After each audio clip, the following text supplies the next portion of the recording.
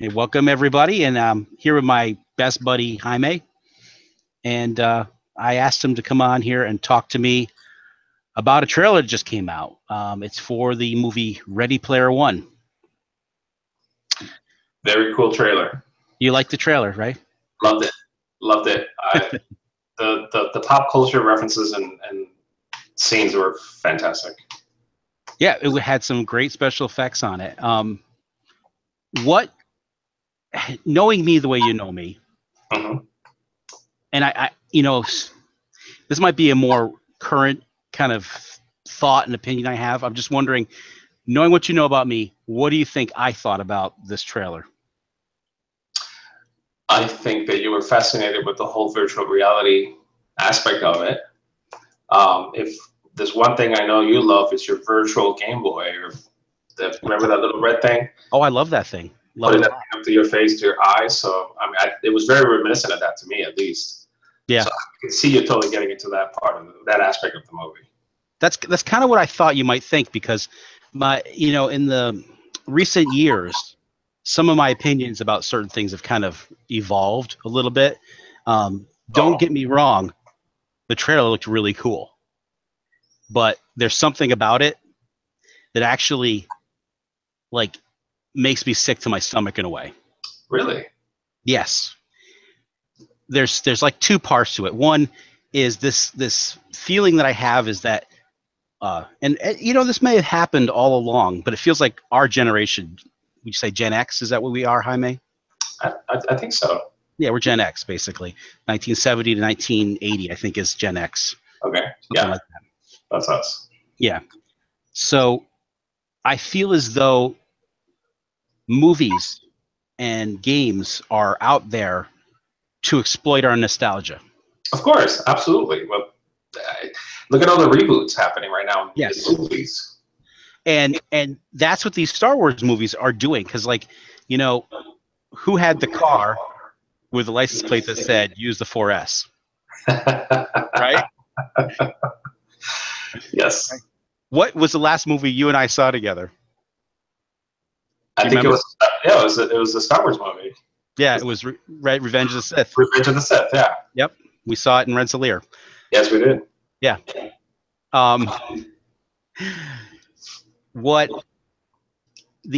It's just kind of like it's built up. It's been so many of these reboots that have happened, and you've seen the little tiny NES that came out, and all these other kind of things that are like nostalgia driven. And have you seen all those pop figures out there? Yeah, absolutely. Cindy has a few of them, actually. They are like the ultimate in cheap, easy way to exploit nostalgia, because basically almost all of them are the exact same figure, right? But listen, my views are a little different. As a marketer, which is what I do for a living, I think it's a fantastic strategy. That generation right now has a lot of disposable income. It makes sense to tap into that nostalgia and make some money off them. I mean, I can't fault them for it. I would do the exact same thing if I had the opportunity.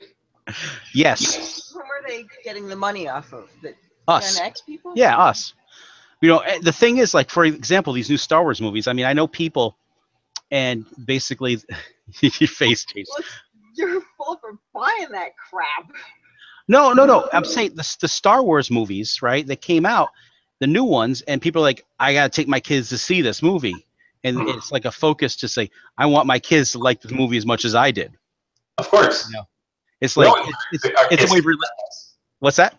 We always want our kids to be like us, right? Totally. This is exactly why you're in this conversation with me, because I could go off and you're gonna rebuke me through the whole thing. So this is great. I like this. So keep going. But the other thing, so there's a lot of things like this, right? I mean, there's so much reboots of movies. This one is like the total. I mean, it's so blatant and apparent with they put the DeLorean in there, the time machine. They've got Bigfoot, the monster truck. They've got Freddy Krueger. The Iron Giant. What's that? The Iron Giant made an appearance there. The Iron Giant, yeah. Yeah, so there's very Tron-ish. Yeah, the Tron motorcycles. Yes. And it's it's like totally manipulative, and Of it's like, course. I But mean, I watched. that's what I would expect for that kind of movie. Yeah, I mean, I'm watching that trailer. I'm like, ugh, because I'm feeling that like, oh, that's pretty awesome and stuff. I mean, I'm thinking about, wow, that's really cool. Jenny's shaking her head at it, but Because I have zero nostalgia. You know, Yeah. I saw the first Star Wars movie when I was 7, when it first came out in the theater. As did I. And then I was good. I'm done. I don't want to see any. I didn't see any of the later ones.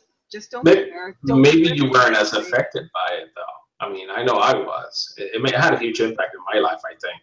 And I owned the several versions of the movie. I've saw several versions of it, and the re-releases. I own it still, and I will be sharing that with my daughter when she gets to be old enough.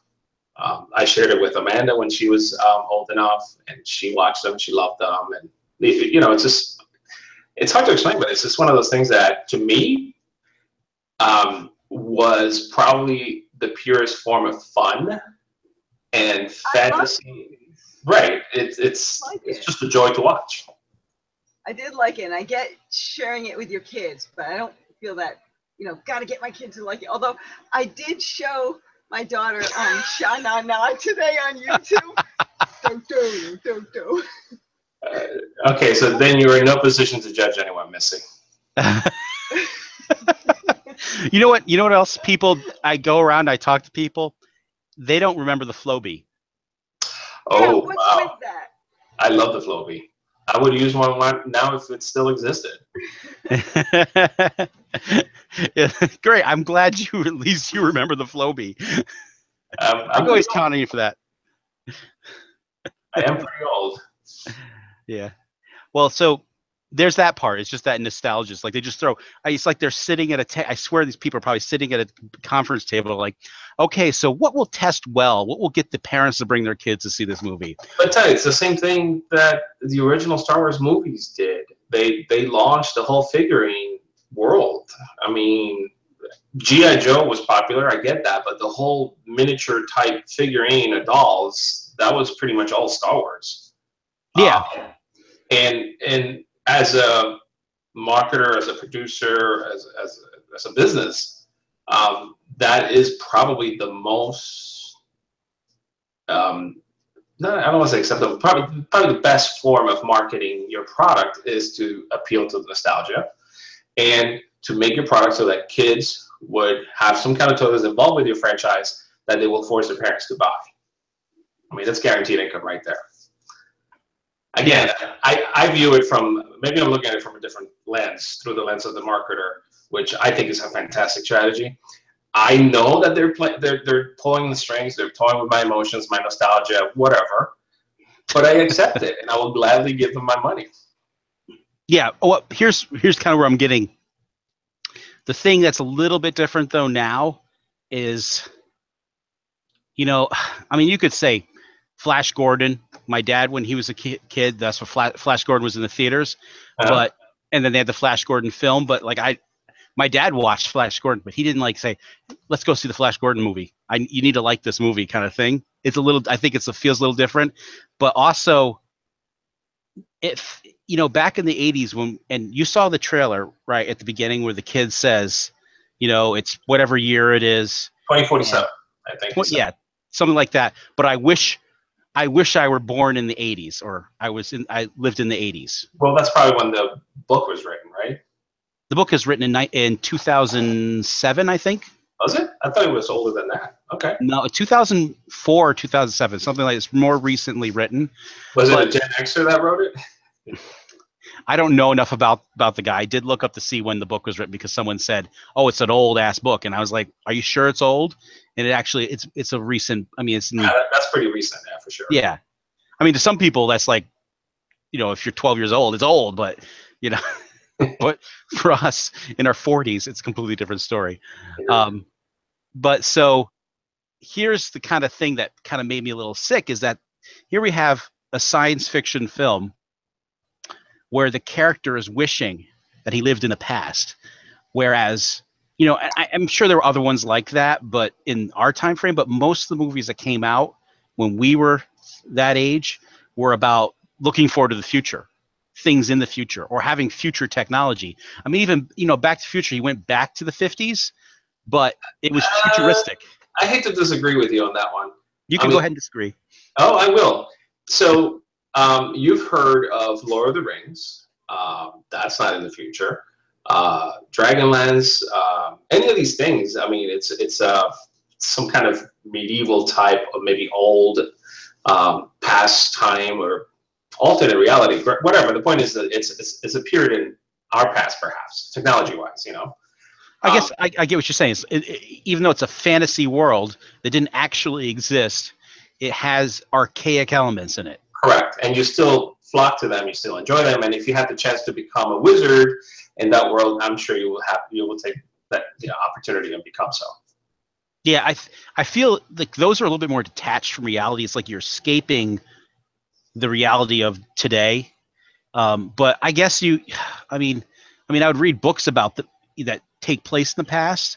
But I guess when I was a kid, I was never thinking like, boy, I wish I were back in the 1950s, when my parents were kids, Right. Well, that's different, I think. It's not the same. Nothing cool happened then. It wasn't until the 60s that we landed on the moon anyway. But you remember the 70s and the 80s, like, yeah, I mean, there were some really good things about those time frames, but like, I think if you took a kid from now and put him back in the 80s, they'd be like, boy, this really sucks. I can't stand it here. It's all relative, Where's my phone? Where's my Facebook? Things like that. But you and I didn't know any better back then. Yeah, I mean, growing up and you had 1 to 3 TV channels you could watch, Right. If you missed it, you missed it, Right. No DVR. All the time. Yeah. Even if, VCRs were expensive. I mean, my parents didn't get one until much later, Yeah. But again, that's technology that helped, and now we can't even live without it. Right? Yeah. I mean, we could live, but we wouldn't like it. We'd be, right. Yeah. Can you live without the internet? Not now. Exactly. But back then, that was an alien concept to us. Yes. Very well, I mean, like what, IRC or not IRC? What is it? The DARPANET. Yeah, I'm talking about the the BBSs and stuff like that. Right. That was a long time ago. Yes. Yeah. I mean, my first real. I mean, I had some experience on the internet, prior to it being web browsers.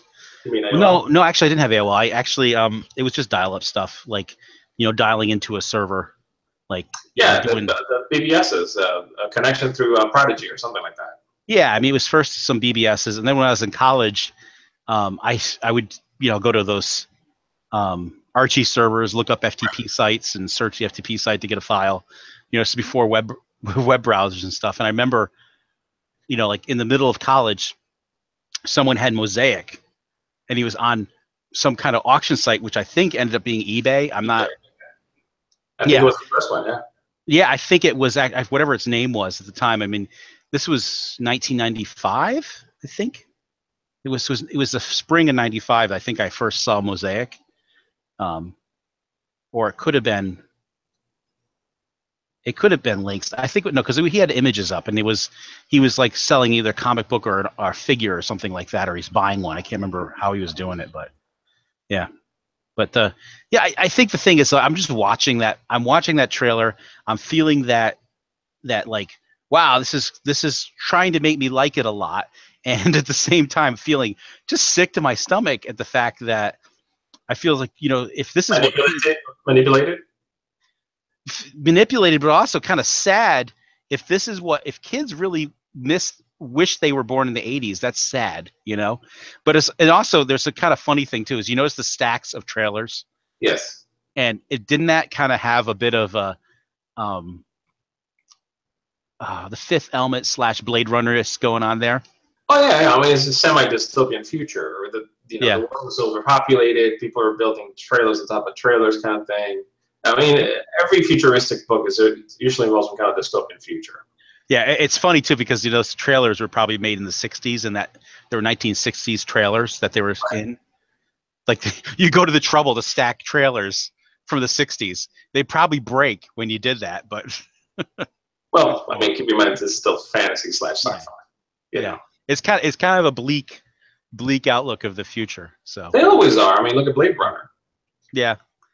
And well, I mean, if you look at like you have like you had Fifth Element, and what was the is it Judge Dredd has a similar kind of thing. Yeah, very dystopian future too. Yeah. I love those kinds of films, but it's a little bit different too.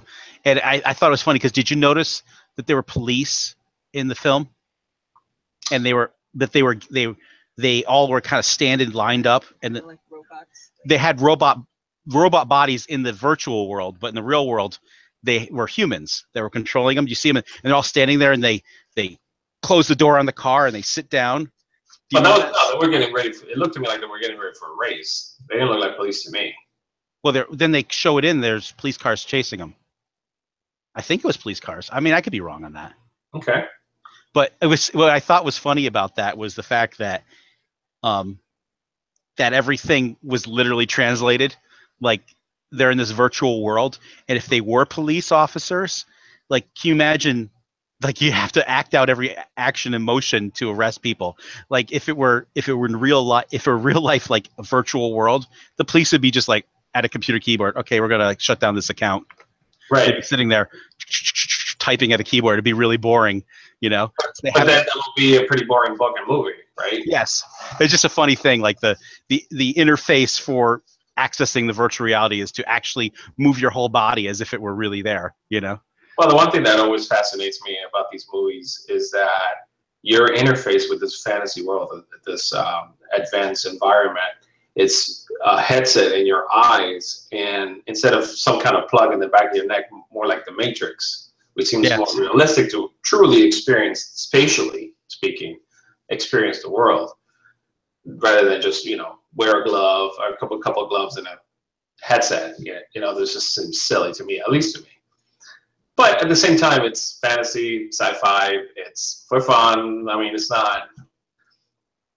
I don't think that it. Personally, I don't think that it says really anything to me. At least, it's just a movie. That's it. A book and a movie. No, I'm glad I'm talking to you. Make me feeling better about this. So, I was feeling very distraught.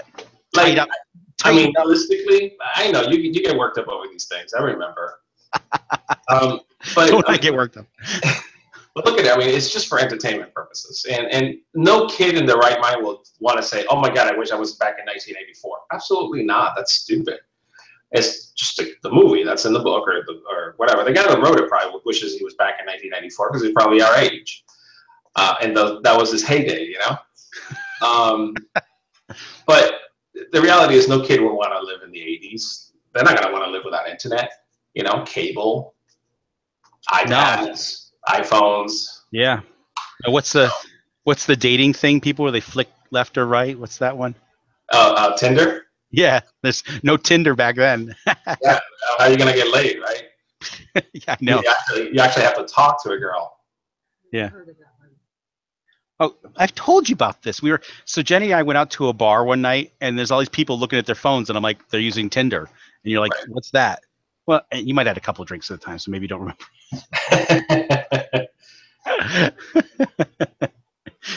She gets to have all the fun we go on. I don't get to have any fun. Well, I get to have fun, but you're always a designated driver. I gotta drive home. Yeah.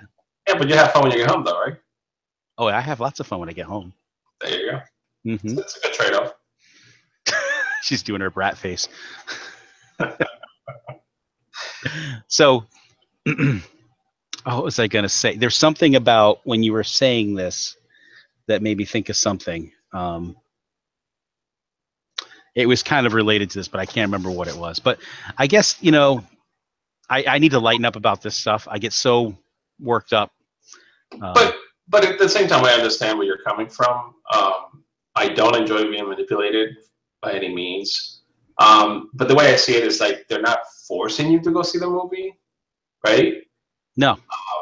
So I wouldn't care if they're manipulating people because of nostalgia. Just you're nostalgic.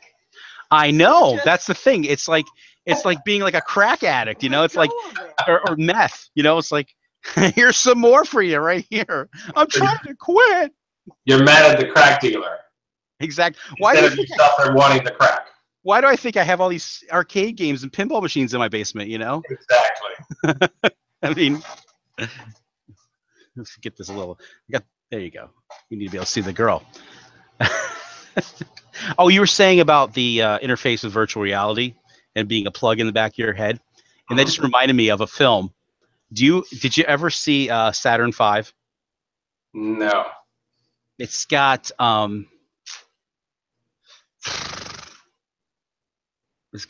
Kurt Douglas in it, and it's not Raquel Welch. Kirk Douglas or Kurt Russell? Kurt Douglas, I believe. Kirk Douglas. Right. Yeah, my own middle name. Hold on a second. Let's see here. Saturn V. Yeah, I'm Googling it as we speak. It's actually Saturn 3. Saturn 3. Okay, yes. So it's Farrah Fawcett. Farrah Fawcett and Kirk Douglas and Harvey Keitel. And in the film, there's like this robot that is really quite disturbing. I remember seeing this. It was probably on like HBO Cinemax back in the 80s. And in part of it, the robot puts a jack in the back of two people's heads. Like I think it's Harvey Keitel and Kirk. Like Harvey Keitel has it done voluntarily, but Kirk Douglas gets it done forcibly to him, and the robot controls him through the jack in his head, and it looks like a MIDI port. Nice. Yeah, so it's like a big port in the back of his head, and it's like a thriller. It's so cheesy, but every time I think of a port in the back of the head, I think of this film. It was like one of those ones that you see. Like, do you remember seeing Beastmaster? The movie? Yeah, of course. Yeah. You remember the things that would come up out of the ground? Like they're like bats, and they go, and then they open up, and the bones would fall down. Yes. Wasn't that just awesome? That was awesome. That was so awesome. I mean, there's also what's her name in it? In her nude scene. What's the mother from Donna's mother on that 70s show? Yeah, I can't think of her name because all I can think of is Farrah Fawcett right now. Tiffany. No. Tiffany. Wow, we're terrible, huh? Well, that's what happened. Yeah, good thing we have the internet. Yeah, no, I'm looking at it as we speak too. Tanya Roberts. Tanya Roberts. Yeah. I knew it was a T name. Yeah. And it's funny, I was thinking of the older mother from the 70s show. I was like, wait, she did a nude scene? I think that, but the thing is, yeah, that'd be funny. I wasn't thinking of the other mother. Yeah. That funny laugh. I wasn't thinking of the hot one. Yeah. Yeah. What's the? Okay, 1 second, because I think she's actually younger, like a lot younger.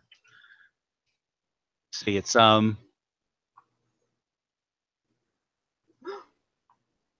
Let's see here. I'm trying to remember. Is it Deborah Jo Rump? That's the mother from. That's the. Yeah, that's her, right? That's the main character mother. So she's born 51. She's older than I thought she was. Wow. Younger than my mother. But then Tanya Roberts was born in 55. She's older than Tanya Roberts. I thought she was younger. That's funny. Yeah, I didn't think I figured they would be around the same age. And Tanya Roberts' real name is Victoria Lee Blum. Okay. That's interesting to me. Just kind of like, I think that's kind of like a better name, but whatever. So, you're shaking your head at me. So let me ask you a question. Yeah. Putting this conversation aside, are you going to go see the movie? Yep. Yeah, I got to take Jane to see it. Yeah, of course. Yep. What's that? Of course, because it works. Well, I mean, what am I else? She likes to go to a movie every so often, so I'm going to take her. I'm sure there'll be other movies. Why does it have to be that one? I don't know. Maybe I won't see it. I mean, it's whatever plays in Cobleskill, the cheap theater. Oh, so you're not saying that you will want to willfully go see it. It's like, if it's there, you'll go see it. Yeah, I'm not going to go, I got to go to drive to the mall to go see this film. But if it's playing in town and I can get the $3 tickets to see it, then I'll go see it. But to be honest with you, I would prefer if they came up with something new, like something not, so either exploiting nostalgia or reboot. I don't know. They're both kind of the same thing, but I'd like to see a new movie that came out that got my attention like that. Well, I mean, I think it's kind of unfair too for us to kind of judge the trailer. Well, first of all, it's a trailer; it's not really a full movie. But second, neither one of us has read the book, and for all intents and purposes, all these references are in the book, and they were originally written, back in 2007 on purpose, and they're just being brought to the screen. So we should be mad at the writer or the author, not necessarily Steven Spielberg. I'm not mad at Steven Spielberg is pretty badass when it comes to directing movies. Do you think he still has it? Absolutely. He's in his 70s now. It doesn't matter. I don't think you lose that. Look at Hitchcock. Up until the 90s, he was still the master of, horror movies. What's the last Spielberg movie that you thought was really great? Jurassic Park. Okay. For me, it's The Last Crusade.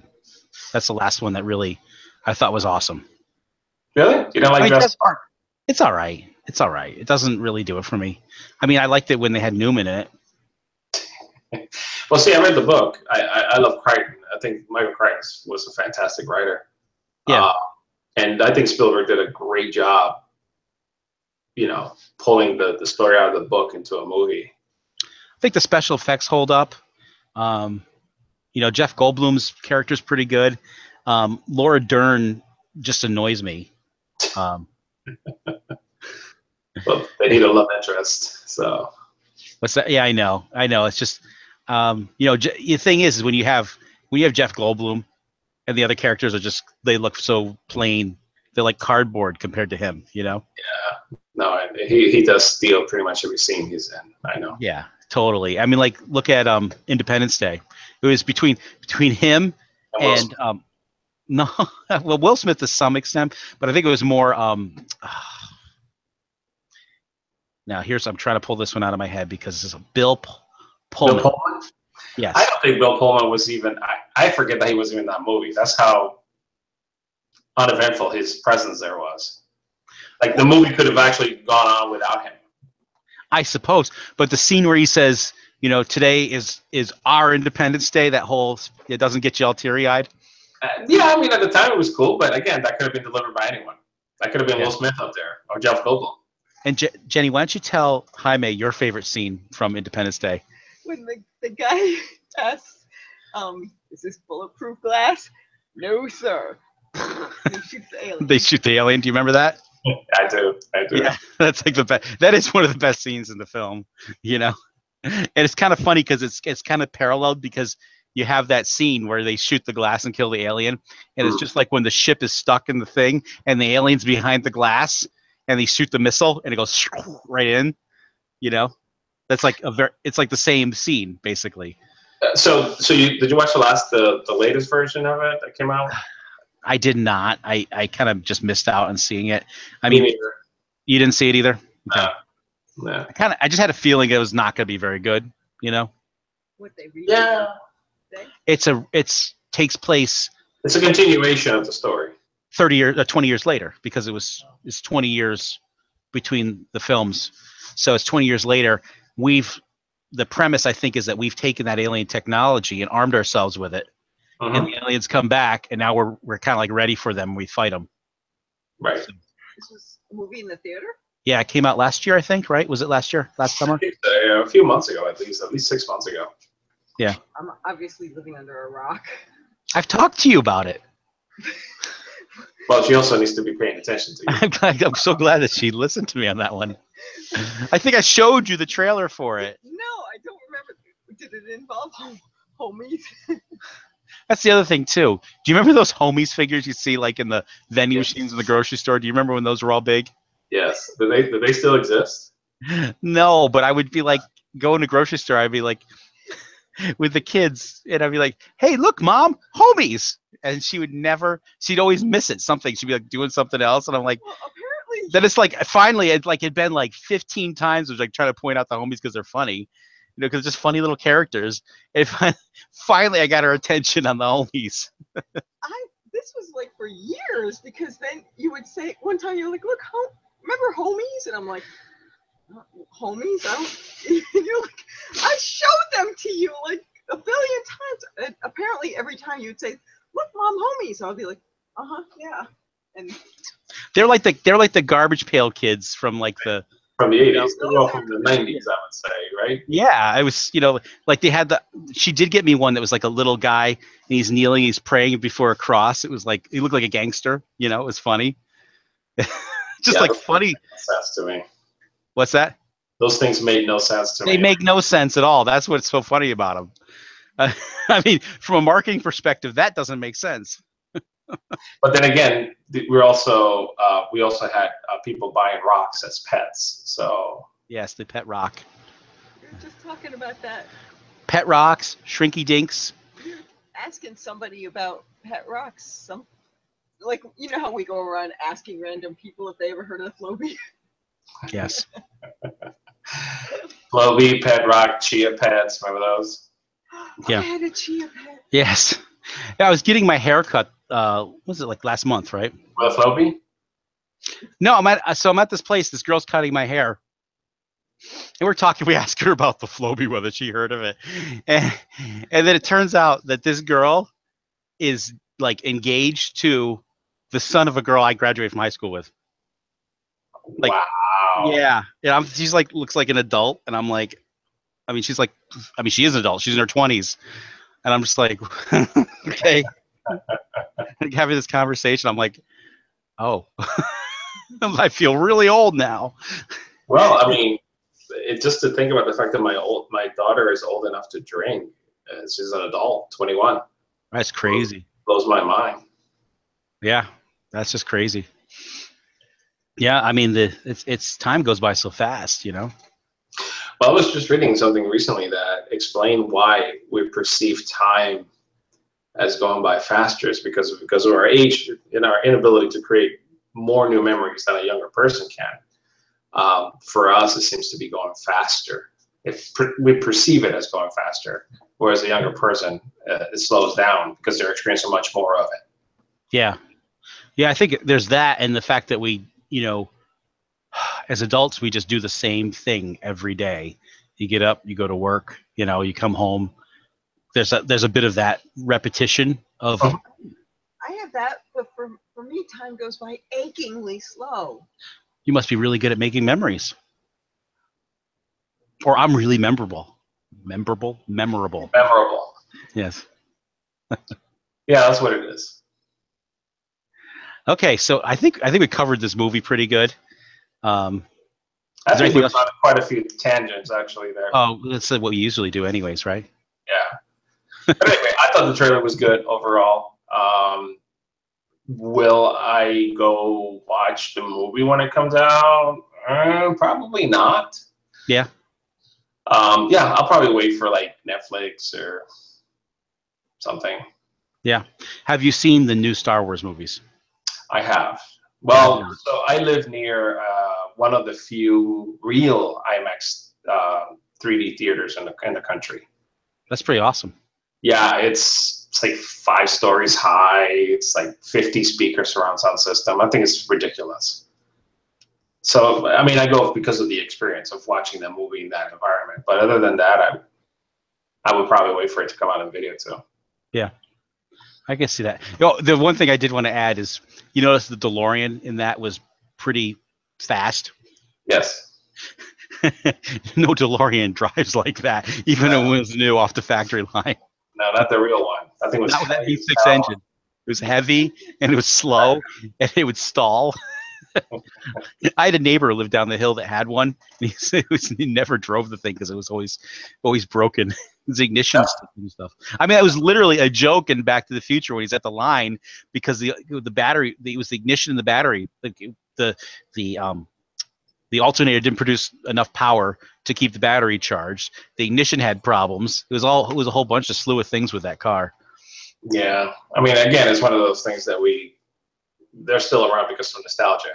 Yeah, You're not gonna smoke the tires in a DeLorean like they do in that trailer.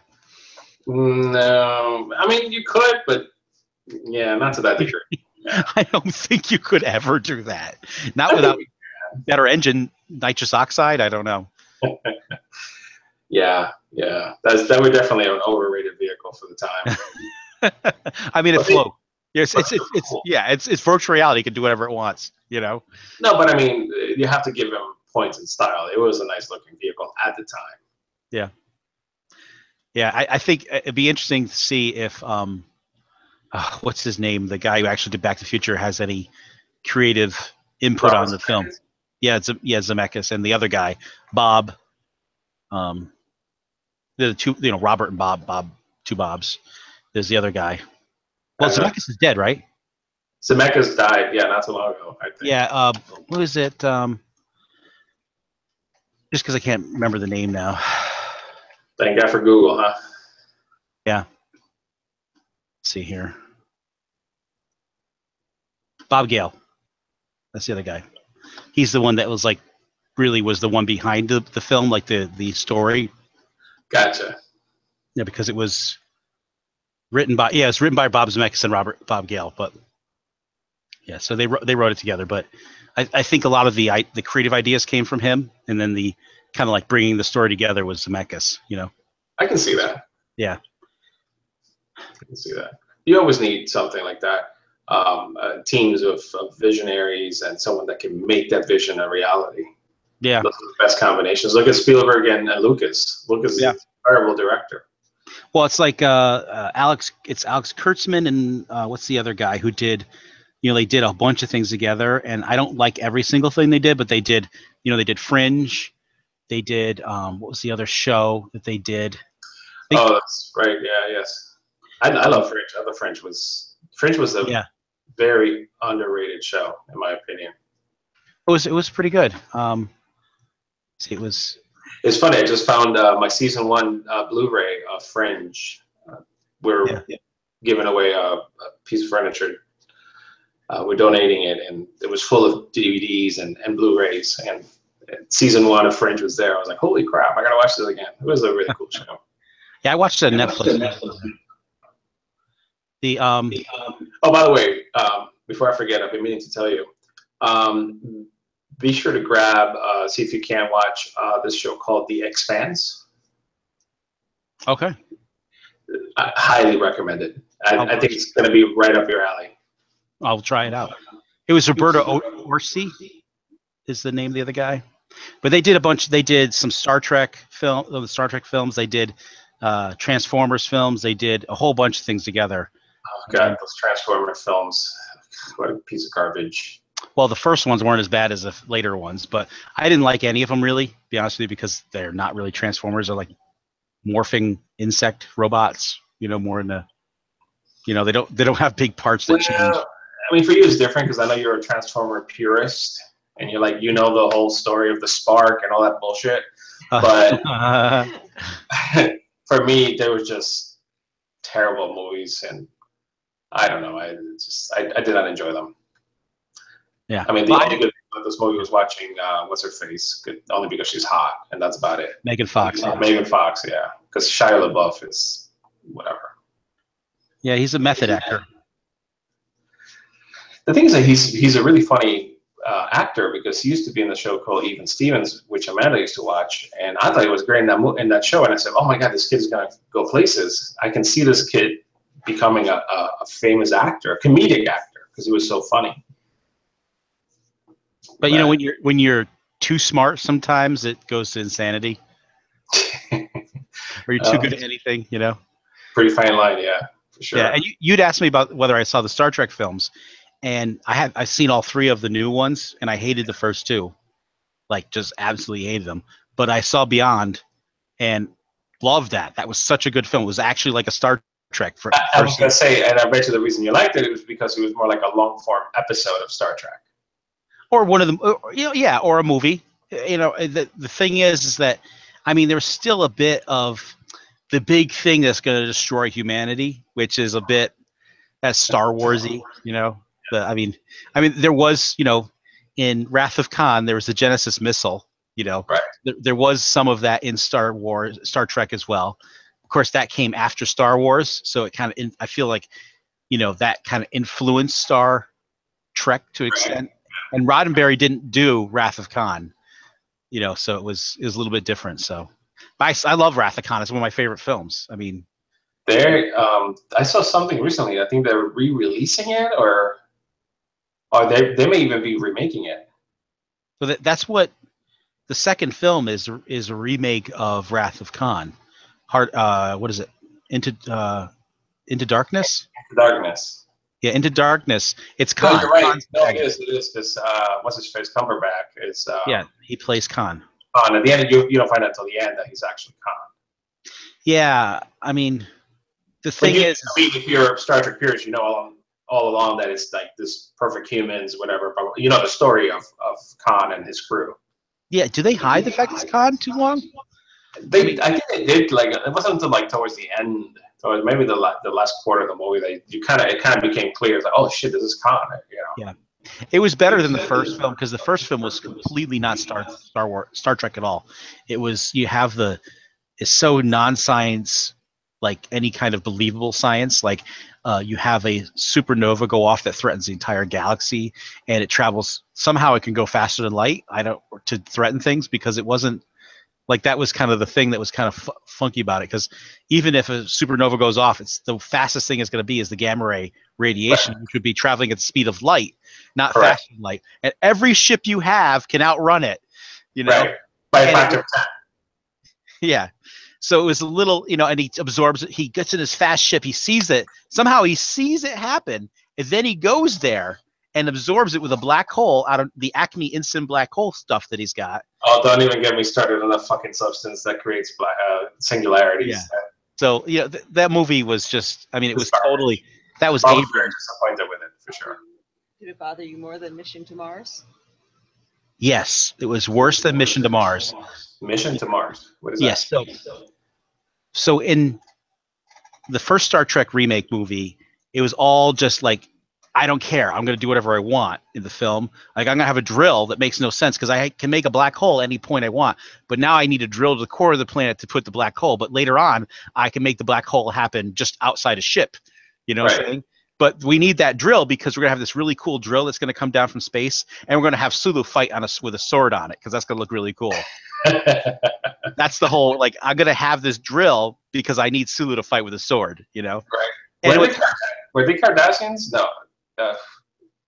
Romulans. Romulans, that's what they were. Yes. Romulans with face tattoos, and they were bald. Yes. So, and it's what's funny is Beyond had that action in it. It had the director from Fast and the Furious, whatever his name is, I can't think of it, but it didn't have these crazy plot things, devices to make these fights happen. It was just really just good fight scenes. Did you see Beyond? Yes, I did. Yeah, I mean, like, they even worked in the Beastie Boys song, and they did it in a way that was just fun. It wasn't like, yeah, that was still a little cheesy, you know, like, but I mean, it was pretty awesome for what it was. It was entertainment. Yeah, I mean, it was still pretty awesome. I mean, it was something you might see happen in Star Trek, like one of the original films. Yes, for sure. Like, it's very reminiscent of, like, you know, what was the one where they come to get the whales? Yes, exactly. You know, kind of like that. Yeah, totally like that. Yeah, so I mean that film. I don't know if you've seen that Star Trek movie where they come to our time to collect a whale because there's this entity in the future that's going to destroy the planet because there's no more whales. Okay. Yeah, she's seen everything Star Trek. Gotcha. Oh, I am sorry. Remember I married her?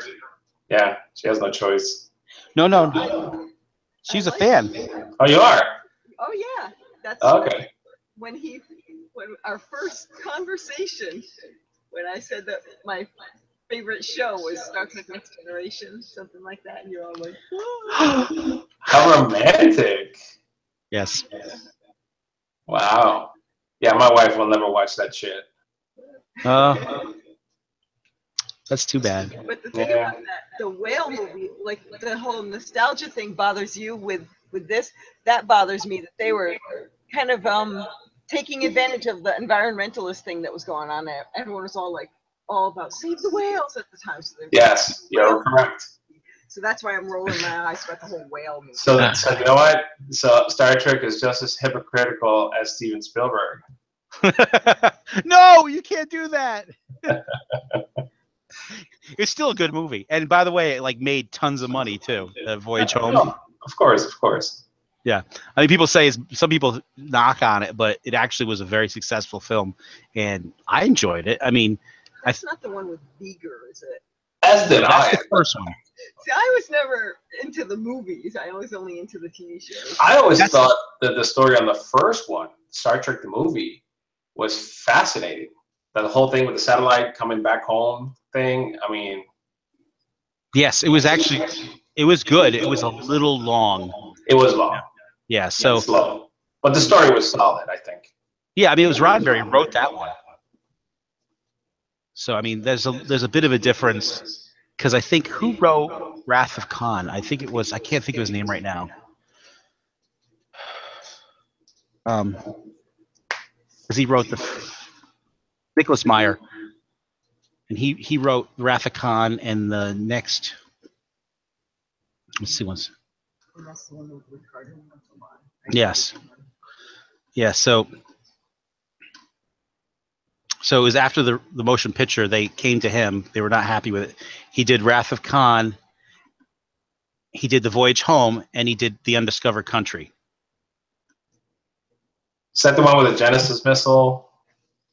The first one is the Wrath of Khan's Genesis missile. The Voyage Home is the one where they're going for the whales, and The Undiscovered Country is the one. The one where they shoot the missile with Spock in it,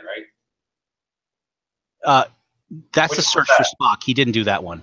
No, the Undiscovered Country is the last film in the original series, and that's the one where there's like the Klingon moon explodes, Praxis, and they don't have it. It's like the fall of communism kind of parallels. You know, the Klingons don't have resources to take care of themselves. So they want to strike peace with the Federation.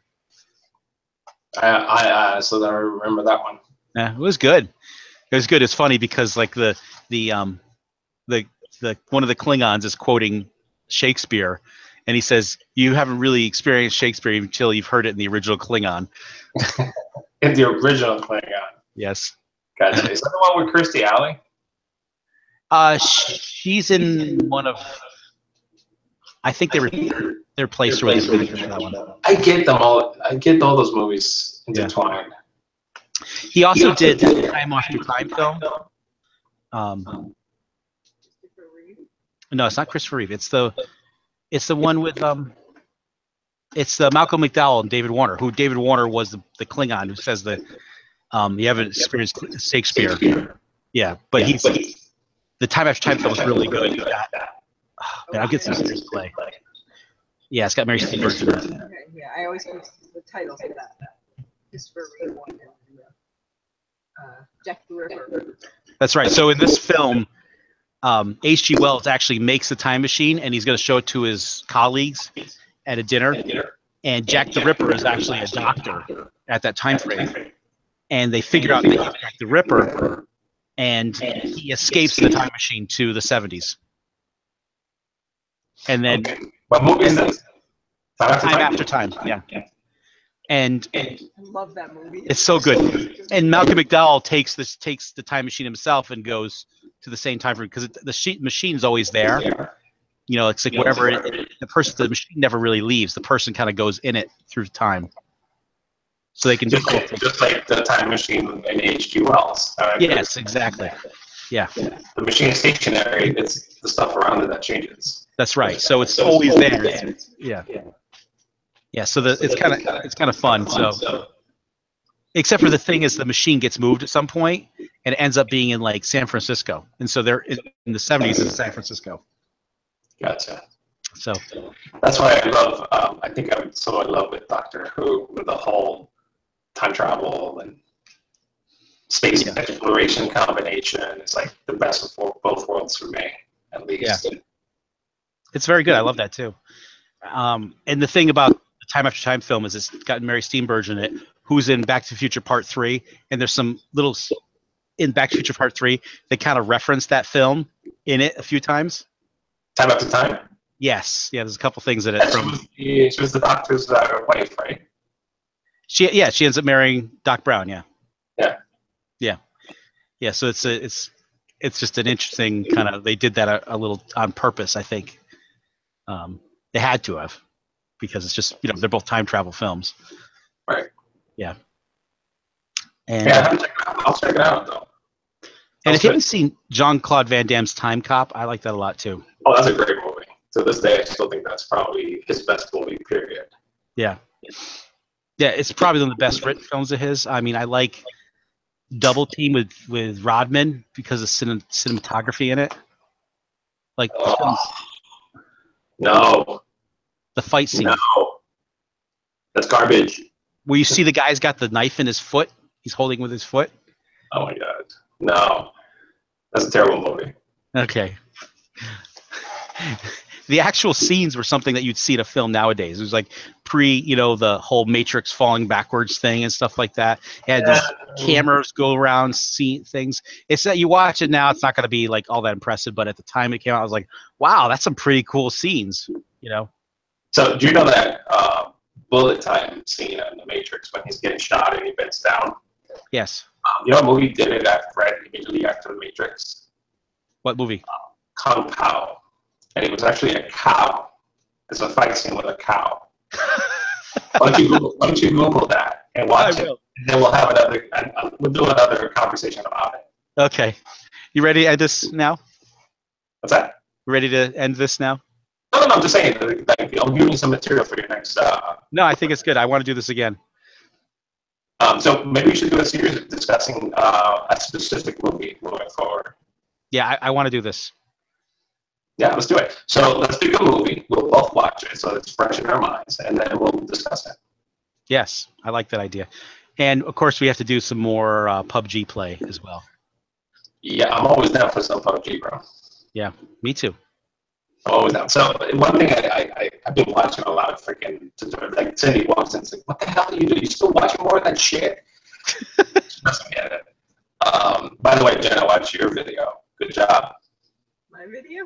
Like, you literally lasted twice as long as we normally last. What was it? What? You lasted twice as long as we last, yeah. usually. Yeah. And I don't even know how you managed to make that truck, that Jeep. That was awesome, wasn't it? Right. I mean, I think there's definitely the prospect there for you to be a freaking pretty good player. Like, you have the basics down. Oh, you're not hearing it now?